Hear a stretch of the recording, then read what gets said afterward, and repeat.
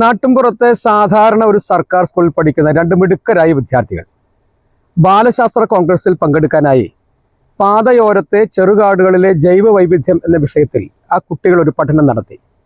അവരുടെ ഗവേഷണങ്ങളും കണ്ടെത്തലുകളും ദേശീയ ശ്രദ്ധ തന്നെ ആകർഷിച്ചു. കഴിഞ്ഞ വർഷം അഹമ്മദാബാദിൽ വെച്ച് നടന്ന ദേശീയ ബാലശാസ്ത്ര കോൺഗ്രസിൽ ഇന്ത്യയിലെമ്പാടു നിന്നും അവതരിപ്പിക്കപ്പെട്ട 668 പ്രൊജക്റ്റുകളിൽ ഏറ്റവും ഔട്ട്സ്റ്റാൻഡിംഗ് ആയി അവതരിപ്പിക്കപ്പെട്ട 16 പ്രൊജക്റ്റുകളിൽ ഏറ്റവും ഒന്നാമത്തേത് ഈ കുട്ടികളുടേതായിരുന്നു. പട്ടിക്കാട് ഗവൺമെൻറ് ഹയർ സെക്കൻഡറി സ്കൂളിൽ പഠിച്ച 6ാം ക്ലാസ്സിൽ പഠിച്ചിരുന്ന അദ്വൈത് സി അലക്സും മുഹമ്മദ് അർഫദും അവതരിപ്പിച്ച പ്രൊജക്റ്റാണ് ഇന്ത്യയിലെ തന്നെ ഏറ്റവും മികച്ച പ്രൊജക്റ്റായി മാറിയത്. ഇതിനെ തുടർന്ന് നിരവധി ബഹുമതികളും അംഗീകാരങ്ങളും അവരെ തേടിയെത്തി. പാണഞ്ചേരി പഞ്ചായത്തിലെ കൂട്ടാല ചെമ്പകശ്ശേരി വീട്ടിൽ അലക്സിൻ്റെയും ഫിൻസിയുടെയും മകനാണ് അദ്വൈത്. താണിപ്പാടത്ത് ഓടംകുളം വീട്ടിൽ ഷിജനയുടെ മകനാണ് മുഹമ്മദ് അർഫദ്. ഈ കുട്ടികളാണ് പ്രൈം ടോക്കിൽ ഇന്ന് നമ്മോടൊപ്പം ഉള്ളത്.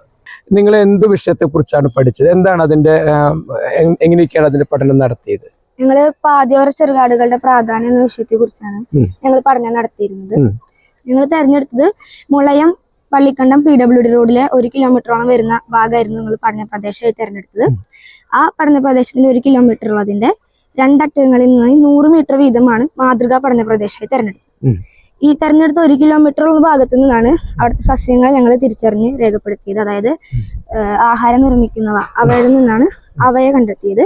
അതിനുശേഷം ഈ 100 മീറ്റർ ഉള്ള ഭാഗത്തുണ്ടാവുമല്ലോ, അവിടെ നിന്നാണ് പ്രാഥമിക ഉപഭോക്താക്കളെയും ദ്വിതീയ ഉപഭോക്താക്കളെയും ഞങ്ങൾ ശേഖരിച്ചത്. അതിൽ ഈ പ്രാഥമിക ഉപഭോക്താക്കളുടെ ഇതായിട്ട് ശലഭങ്ങളെയും മൂത്തുകളെയും നിശാശലഭങ്ങളെയാണ് ഞങ്ങൾ തെരഞ്ഞെടുത്തത്. അതുപോലെ ദ്വിതീയ ഉപഭോക്താക്കളിൽ നിന്ന് ചിലന്തികളെയാണ് നടത്തിയത്. ഞങ്ങൾ ആഴ്ചയിൽ ഒരിക്കലായിരുന്നു നിരീക്ഷണം നടത്തിയിട്ടുണ്ടായിരുന്നത്. അങ്ങനെ ആഴ്ചയിൽ ഒരിക്കൽ ഈ ശലഭങ്ങളെ നിരീക്ഷിക്കുന്നതായിരുന്നു വെച്ചാൽ അത് 10 സെന്റിമീറ്റർ വരുന്ന PVC പൈപ്പിന്റെ അടിഭാഗത്ത് പരുത്തി തുണി വെച്ചിട്ട് റബ്ബർ ബാൻഡ് വെച്ച് മൂടും. അപ്പുറത്തെ ഭാഗം അത് ഇരിക്കുന്ന ഇലടക്കം അതിൻ്റെ ഉള്ളിലേക്കിടായിരുന്നു ചെയ്തിട്ടുണ്ടായിരുന്നു. എന്നിട്ട് അത് 2 ഭാഗം പരുത്തി തുണി വെച്ചിട്ട് മൂടും. അതിനുശേഷം ശേഖരിച്ചത് ഞങ്ങൾ വീട്ടിൽ കൊണ്ടുവന്നിട്ട് അതിനെ ഒരു ടേബിളിലാക്കി അതിന് കുറച്ചും കൂടി വലിയ പ്ലാസ്റ്റിക് ഡപ്പുകളിലാക്കി അതിനെ ശേഖരിച്ചിട്ടുണ്ടായിരുന്നു. അതിലേക്കും ഈ നമ്മൾക്ക് ലഭിച്ചിട്ടുണ്ടായിരുന്ന പുഴുക്കളുടെ ആതിഥേയ സസ്യങ്ങൾ നമ്മൾ അതിലേക്ക് ഇട്ടുണ്ടായിരുന്നു. അങ്ങനെയാണ് അത് ജീവിച്ചിട്ടുണ്ടായിരുന്നത്. പിന്നെ നമ്മൾ എത്ര ഇനത്തിൽപ്പെട്ട ശലഭങ്ങളെയൊക്കെ അങ്ങനെ ഞങ്ങള് 26 ശലഭപ്പുഴുക്കളെ ശേഖരിച്ചിട്ടുണ്ടായിരുന്നു. ഇതില് മൊത്തം നമുക്ക് ഇതായി കിട്ടില്ല. കാരണം നമ്മള് ചിലപ്പോ അതിരിക്കുന്ന സസ്യം ആതിഥേയ സസ്യമാണെന്നില്ല. അപ്പൊ നമ്മൾ അതിട്ട് അത് തിന്നു കഴിഞ്ഞാൽ ചിലപ്പോ ചത്തുപോകും.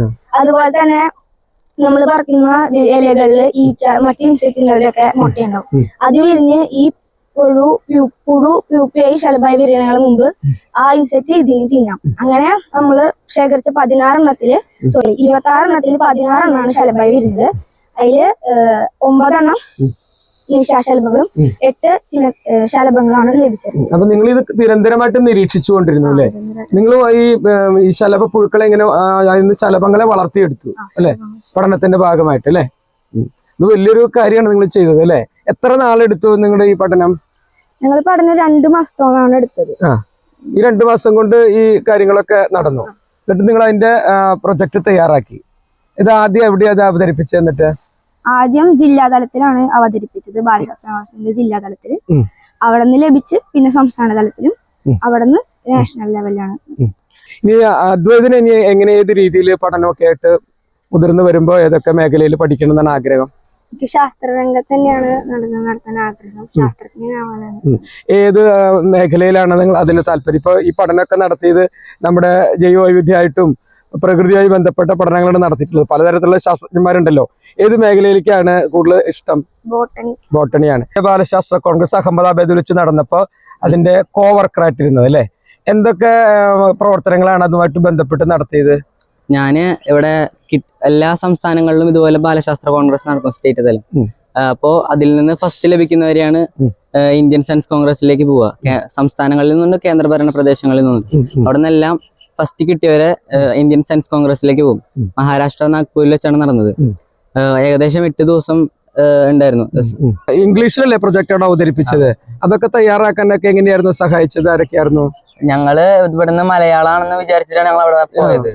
പിന്നെ അവിടെ ചെന്ന് പ്രൊജക്ട് അവതരിപ്പിക്കേണ്ട തലേദിവസം രാത്രിയാണ് ടീച്ചർ എന്റെ അടുത്ത് പറഞ്ഞത് അവിടെ ഇംഗ്ലീഷിൽ അല്ലെങ്കിൽ ഹിന്ദിയിലെ പറയാൻ പറ്റുള്ളൂ, മലയാളത്തിൽ പറയാൻ പറ്റില്ല. അപ്പൊ പെട്ടെന്ന് അതിന്റെ അബ്സ്ട്രാക്ട് ഉണ്ട്, അബ്സ്ട്രാക്ട് എങ്ങനെയൊക്കെ ഞാൻ നോക്കി ടീച്ചർ കുറച്ച് പറഞ്ഞു തന്നു. അങ്ങനെ നോക്കിയിട്ട് അങ്ങനെ പറഞ്ഞു കൊടുത്തു. അപ്പൊ ഈ ഇത് അവതരിപ്പിക്കുന്ന സമയത്ത് അവിടെയൊക്കെ വലിയ സയന്റിസ്റ്റുകളോ അതുപോലെയുള്ള ആളുകളൊക്കെ മുമ്പിലല്ലേ നിങ്ങൾ ഇത് അവതരിപ്പിച്ചത്? അവരൊക്കെ നിങ്ങളെ അപ്രീഷിയേറ്റ് ചെയ്തായിരുന്നു? ഒരു മേഖല, എല്ലാ മേഖലയിൽ നിന്ന് ആൾക്കാരുണ്ടായിരുന്നു. അവരൊക്കെ അവർക്ക് അറിയണ രീതിയിൽ ഞങ്ങളെ പറഞ്ഞു തരും. പിന്നെ ഇതിന് കൂടുതൽ സജഷൻസും എങ്ങനെയൊക്കെ ഇനി മുന്നോട്ട് പോകണമെന്നും പറഞ്ഞു തന്നിട്ടുണ്ടായിരുന്നു. എവിടെയൊക്കെ സ്ഥലങ്ങളിൽ നിങ്ങൾ ഇപ്പൊ മൊത്തത്തിൽ ഇത് അവതരണം നടത്തിയിട്ടുണ്ട് ഈ പ്രൊജക്ട്? ഞങ്ങള് സ്റ്റേറ്റ് തലത്തിൽ അവതരിപ്പിച്ചിട്ടുണ്ട്, നാഷണലില് ചിൽഡ്രൻ സയൻസ് കോൺഗ്രസിൽ അവതരിപ്പിച്ചിട്ടുണ്ട്, പിന്നെ ബയോഡൈവേഴ്സിറ്റി ബോർഡിന്റെ ഇതിൽ അവതരിപ്പിച്ചിട്ടുണ്ട്, പിന്നെ കുട്ടിക്കാനത്ത് വെച്ച് ബയോഡൈവേഴ്സിറ്റി ബോർഡിന്റെ തന്നെ കോവർക്കറിന് ഉണ്ടായിരുന്നു, അതിനും പോയിട്ടുണ്ടായിരുന്നു. പിന്നെ വേറെ ജൈവവൈവിധ്യ കോൺഗ്രസിന് പോയിട്ടുണ്ടായിരുന്നു, അത് സ്റ്റേറ്റ് തലത്തിലും പോയി ഡിസ്ട്രിക്ട് തലത്തിലും പോയിട്ടുണ്ട്. നിങ്ങളുടെ ഇതുമായി ബന്ധപ്പെട്ട് ഇനി നിങ്ങൾക്ക് എന്തൊക്കെ കാര്യങ്ങളാണ് ചെയ്യാനുള്ളത്? നിങ്ങൾ എന്താ ചെയ്യാൻ ഉദ്ദേശിക്കുന്നത്? ഇപ്പൊ പറഞ്ഞ പ്രൊജക്ട് ഏകദേശം 2 വർഷം മുമ്പ് ചെയ്ത പ്രൊജക്ട് ആണ്. ഇപ്പൊ കഴിഞ്ഞ പ്രാവശ്യം ഞാൻ ലീഡറായിട്ട് ഒരു പ്രൊജക്ട് പോയിട്ടുണ്ടായിരുന്നു. അത് കാടിന് മനുഷ്യ ജീവിതത്തിലുള്ള പ്രാധാന്യം എന്ന വിഷയത്തിലാണ് പോയത്. അപ്പോ മണിയൻകിണർ കോളനിയിൽ ഞങ്ങൾ അവിടെയാണ് പഠനം നടത്തിയത്. അവിടെ കൂടുതൽ ആൾക്കാരും കാടുമായി ബന്ധപ്പെട്ട് ജീവിക്കുന്ന ആൾക്കാരാണ്, അവിടുത്തെ നാച്ചുറൽ റിസോഴ്സസ് വെച്ച് ജീവിക്കുന്ന ആൾക്കാരാണ്. അപ്പൊ അവരുടെയും ഇവിടെ സാധാരണ മോഡേൺ ആയിട്ട് ജീവിക്കുന്ന ആൾക്കാരും തമ്മിലുള്ള വ്യത്യാസം, അവരുടെ ഭക്ഷണ രീതി, ജീവിത രീതി, അവർക്കുള്ള രോഗങ്ങള്, അവർക്ക് എന്തൊക്കെ മാനസികമായും ശാരീരികമായും എന്തൊക്കെ വ്യത്യാസങ്ങള്, നല്ല വ്യത്യാസങ്ങൾ ഉണ്ട് എന്നൊക്കെ നോക്കിയിട്ടാണ് ഞങ്ങൾ പഠനം നടത്തിയത്. അപ്പോ അതിൽ ഞങ്ങക്ക് ഡിസ്ട്രിക്റ്റില് ഫസ്റ്റ് കിട്ടി, പിന്നെ സ്റ്റേറ്റ് വരെ പോയിട്ടുള്ളൂ, നാഷണൽ പോയിട്ടുള്ളൂ. നമ്മളിനി പഠനമൊക്കെ തുടർന്ന് കഴിഞ്ഞിട്ടേ വലിയ വലിയ ക്ലാസ്സുകളിലൊക്കെ പഠിത്തം കഴിഞ്ഞിട്ട് ഏത് മേഖലയിലേക്ക് തിരിയണം എന്നാണ് ആഗ്രഹം? എനിക്ക് ആസ്ട്രോണമി ഫീൽഡിലേക്ക് നോക്കാനാണ് എന്റെ ആഗ്രഹം. ദേശീയ ബാലശാസ്ത്ര കോൺഗ്രസിലേക്ക് നമ്മുടെ കുട്ടികളെ സജ്ജരാക്കുന്നതിൽ ഏറ്റവും നിർണായകമായ പങ്കുവഹിച്ച അധ്യാപികയാണ് രേണുക ടീച്ചർ. രേണു ടീച്ചറുടെ ഗൈഡൻസിലാണ് ഈ കുട്ടികൾ ഇത്രയും വലിയൊരു പ്രൊജക്റ്റ് ഏറ്റെടുത്തതും അത് ദേശീയ തലത്തിൽ തന്നെ ശ്രദ്ധിക്കപ്പെട്ടതും. ഈ കുട്ടികളെ അതിനുവേണ്ടി സജ്ജരാക്കുന്നതിൽ ടീച്ചർ എന്തെല്ലാം പ്രവർത്തനങ്ങൾ നടത്തിയിട്ടുള്ളത്, അതുപോലെ ഇവർക്ക് ഇനി ഏതൊക്കെ മേഖലയിലാണ് ഇവർക്ക് അംഗീകാരം കിട്ടിയിട്ടുള്ളത്, അല്ലെങ്കിൽ ഇവരെ തേടി വന്നിട്ടുള്ളത്, എവിടെയൊക്കെയാണ് ഇവർക്ക് ഇതുമായി ബന്ധപ്പെട്ട സാധ്യതകൾ ഉള്ളത്? എനിക്ക് സ്കൂളിലെ എക്കോ ക്ലബിന്റെ ചാർജാണുള്ളത്. അപ്പൊ എക്കോ ക്ലബിന്റെ പ്രവർത്തനങ്ങളുമായി ബന്ധപ്പെട്ടിട്ട് ഈ ബാലശാസ്ത്ര കോൺഗ്രസിലെ 2018 തൊട്ട് ഞാൻ കുട്ടികളെ പ്രൊജക്ട് തയ്യാറാക്കി കൊണ്ടുപോകുന്നതാണ്. അപ്പൊ അദ്വൈതാണെങ്കിലും 5ാം ക്ലാസ്സിൽ പഠിക്കുമ്പോഴും ഒരു പ്രോജക്റ്റ് ഞാൻ ഗൈഡ് ടീച്ചറായിട്ട് ആ കുട്ടി കൊണ്ടുപോയിട്ടുണ്ടായിരുന്നു. അത് സ്റ്റേറ്റ് വരെ പോയിട്ടുണ്ടായിരുന്നു. അപ്പൊ നമ്മൾ എല്ലാ കൊല്ലവും ഇങ്ങനെ പ്രോജക്റ്റ് ചെയ്യണതാണ്. അപ്പൊ പരിസ്ഥിതി ക്ലബിന്റെ പ്രവർത്തനങ്ങളുമായി ബന്ധപ്പെട്ടിട്ട് ഈ കുട്ടികളുടെ മികച്ച പ്രവർത്തനങ്ങൾ കണ്ടിട്ടാണ് ഞാൻ ഈ കുട്ടികളെ ഐഡന്റിഫൈ ചെയ്തത്. അപ്പൊ അങ്ങനെ ആ വർഷം ഇങ്ങനെ പ്രൊജക്ട് ചെയ്യുന്നുണ്ട് എന്ന് പറഞ്ഞപ്പോൾ നമ്മൾ ചോദിക്കുകയായിരുന്നു, അങ്ങനെയാണ് ഈ കുട്ടികൾ അവരുടെ പാഠഭാഗവുമായി ബന്ധപ്പെട്ടിട്ടുള്ള ഒരു വിഷയം എങ്ങനെയുണ്ട് ടീച്ചറെ, അത് ചെയ്തുകൂടെന്ന് ചോദിച്ചിട്ട് അങ്ങനെയാണ് നമ്മൾ ഈ പ്രോജക്റ്റിലേക്ക് ഇവരെത്താനായിട്ടുള്ള കാരണം. ഇനി ഏതൊക്കെ മേഖലയിലാണ് ഇവർ ഈ പ്രൊജക്ടിന് അംഗീകാരങ്ങൾ കിട്ടിയിട്ടുള്ളത്? എവിടേക്കാണ് ഇനി അവര് ഇതുമായി ബന്ധപ്പെട്ട എന്തെങ്കിലും തുടർ പ്രവർത്തനങ്ങൾ ഉണ്ടോ? ഇത് ജൂനിയർ ലെവലിലെ കുട്ടികൾക്ക് 14 വയസ്സ് വരെ പ്രായമുള്ള കുട്ടികൾ ജൂനിയർ ലെവലിലാണ് വിടുക. അപ്പൊ ജൂനിയർ ലെവലിൽ മത്സരിച്ച് നാഷണലില് വിന്നർ ആയിട്ടുള്ള കുട്ടികൾക്ക് പിന്നെ അവർക്ക് ജൂനിയർ ലെവലിൽ മത്സരിക്കാനായിട്ട് അവസരമില്ല.